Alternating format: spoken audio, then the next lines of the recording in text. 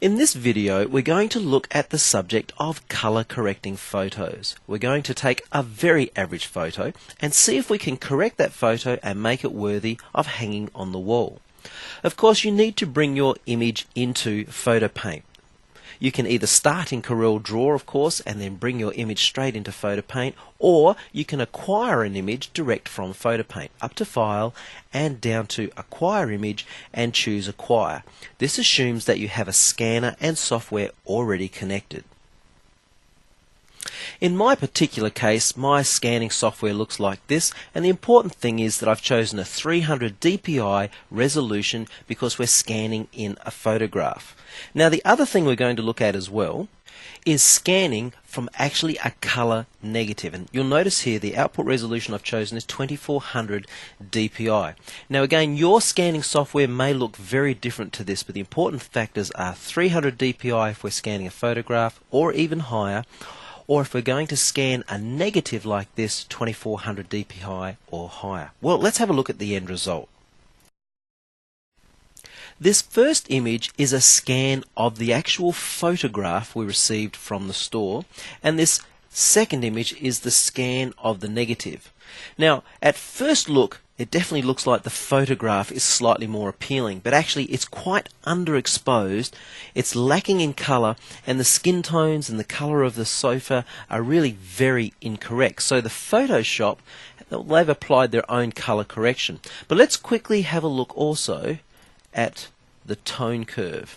Notice the tone curve really from just past 50% all the way to the right hand side, which represents our highlights and our brighter areas of the photograph. There's really very little there. The shadowy area of our photograph is very rich in red tones, and again this is going to cause us problems with color correcting. If we go to our negative, up to adjust, and have a quick look at the tone curve, you'll notice it's very rich, a reasonably balanced tone curve, lacking a little in shadow and also lacking a little bit here in the highlights, and the combination of the two we would say it's lacking in contrast. But there's a lot more to work with here than there is in the other photograph. So for right now, this is the image we're going to work with. One last thing to quickly show you. If I zoom in on this eye right here, notice the white of the eye and the blue color and very, very fine pixels. Over to the other image. We'll just zoom in here. The white of the eye is a little grayer, the blue is somewhat unrealistic, and of course the pixels are a lot larger because we have scanned at 300 dpi. If you can afford to scan at higher resolutions on a photograph, I recommend 1200 dpi would be a good starting place to scan, but this is just average that we're looking at right here. So I'm going to work with the other image because I believe we're going to have a lot better result with this negative. So let's see what we can do. Whether you have scanned your image, imported from a CD, or someone has given you an image, always come up to Image and make sure you're in RGB mode. The majority of PhotoPaint's filters work best in this mode, and you'll achieve your best results. When you're finished, you can simply convert to whatever mode you want. For example, CMYK if you're going to professional print. The first thing I will always do when I'm editing a photograph is crop away what we don't want. In this particular case, I'm going to select my crop tool, remove this edge and the little bit of blue just here. So I'll crop just inside, over to here, double click. Now that's less we have to work with and less we have to correct. The next thing I'll always do is come straight up to adjust and choose auto adjust. I don't always like the results of auto adjust, but in this case it has done a very good job. There's more contrast in the image, the skin tones are realistic, and of course I know the colour of this sofa, and that's actually a lot closer to the original colour. So that's a great starting point. Next, up to adjust and straight down to the Image Adjustment Lab. The first thing we'll notice here in Adjustment Lab is that the tone curve has been stretched, and that's what the auto adjust did, and that's why we have more contrast. We're still lacking a fair bit in this area here, so that's something for us to work on. In terms of my screen, I'm presently looking at a split screen scenario, or we could go to actually two photographs side by side. Let's have a quick look at split screen first. Every change we make we'll see on this particular side. So again, I want to increase this area here, so I'm simply going to up the brightness just a little, and you'll see it starts to move pixels over here. Let's increase the brightness a bit more, and again we'll increase the contrast just a little bit more as well. See the change beginning to take place. If I go to the other screen, you can see a broader spectrum of change. So we're starting to move pixels over into this area. This is the mid-tone area, and what I'm going to do is move some of those pixels again to the brighter side. So you can see we're moving pixels over to the right. That doesn't look too bad, so I'm going to create a snapshot.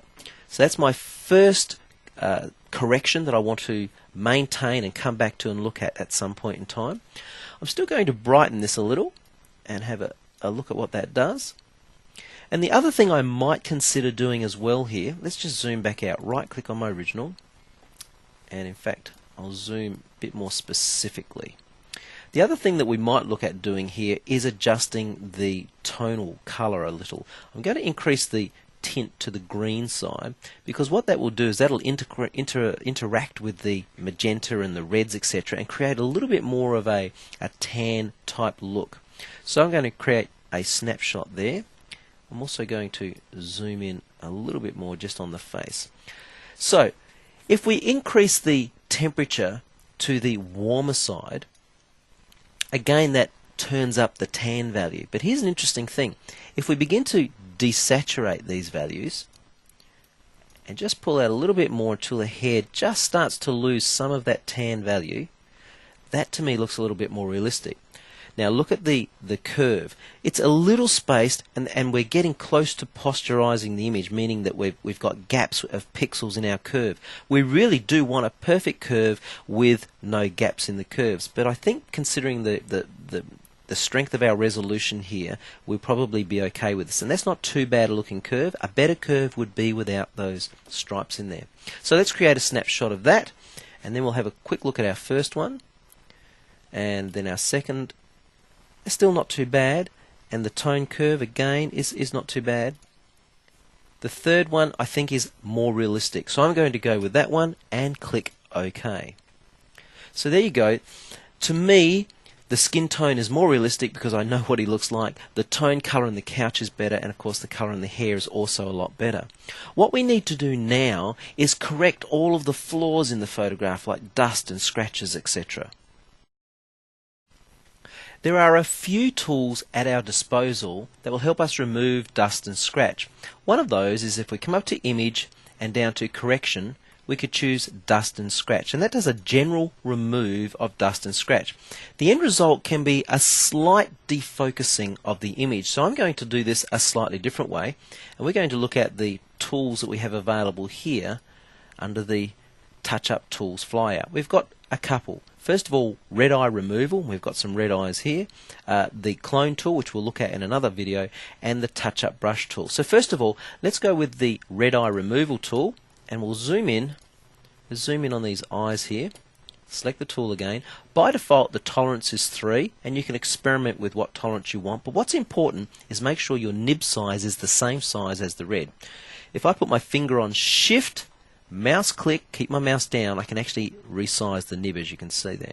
So just want it to be that fraction bigger than the red area, and click, and again I'd shrink down just a little here, and I might need 2 clicks, 1 click and 2 clicks. Now even though you can see just that minute red glow, when you zoom back out you really can't see it. So go back to F4. You see it's brilliant the way it absolutely removes that. What we're going to do now is we're going to look at the touch up brush tool. Effectively, the Touch Up Brush tool works in very much the same way as the dust and scratch removal. In what it does is it blurs pixels together. So let's zoom in a little bit here. I think that will make life easier. If we zoom into this area here, and again I'll select the tool, you'll notice my nib right there.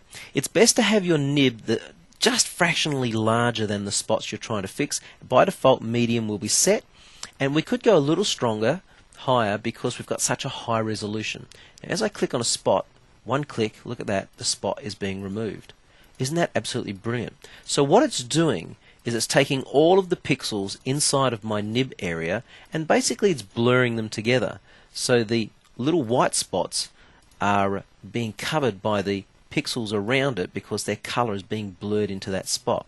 So what I'm going to do is I'm going to go ahead and I'm going to spend 2 or 3 minutes and just touch up all of those white spots everywhere that you can see. And isn't that just brilliant the way that actually works there? And I'll be back in a moment.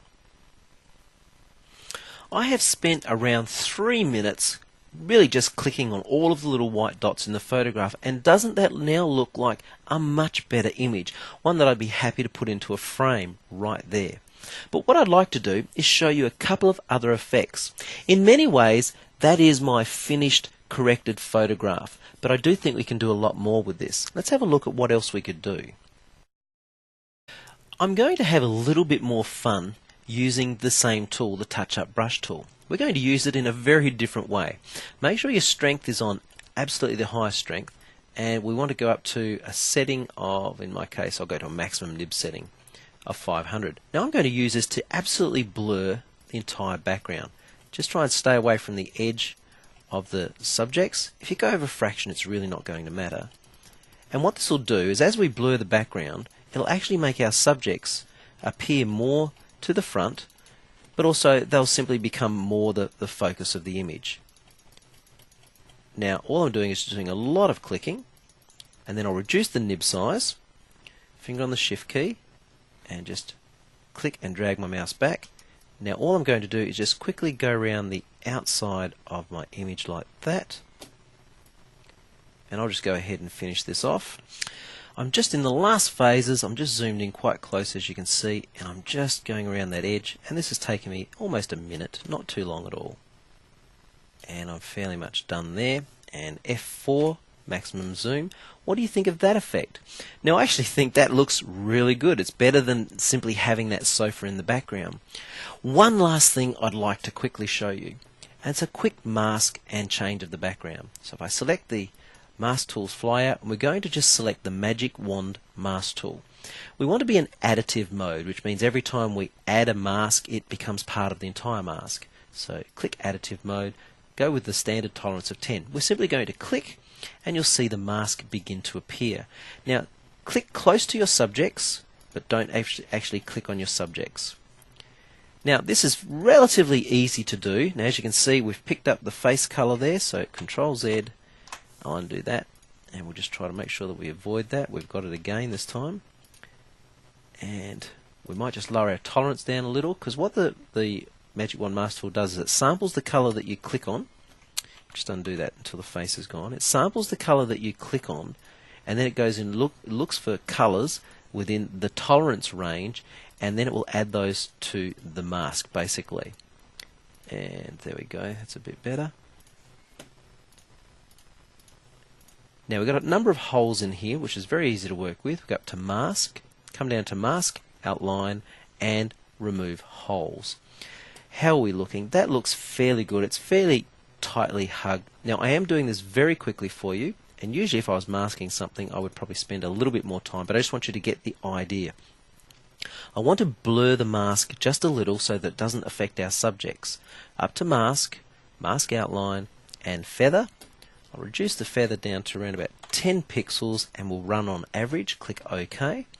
Now what I'm going to do is turn off the mask display. These two icons up here, this one here, display the mask. Now if I turn it off, the mask is still there, we just can't see it. It'll help me to see the effect. Now what will happen is, as I apply effects to this image, only the masked areas will be affected. The area inside or outside of our mask is not going to be affected. Okay, up to effects, and we're going to come down to art strokes, and I'll quickly have a look at, for example, the dabble option. Click dabble, and this will create an interesting looking effect on the background. And what I might do is go with Ice Cube as the default, and let's see what it does with that. Of course we're working with a high resolution image, so it can take a little while. Look how that has changed the background and dramatically changed the picture. So I'll click OK. You know what, as a final, what I would possibly consider doing in this scenario is cropping that little bit further. I'll crop my image, a little bit of the cat's white area there, and of course make sure that your subject is perfectly center of your image. Double click, and that's our end result. What do you think? I think that looks absolutely tremendous. Okay, well in our next video we're going to look at how to repair a highly damaged photograph.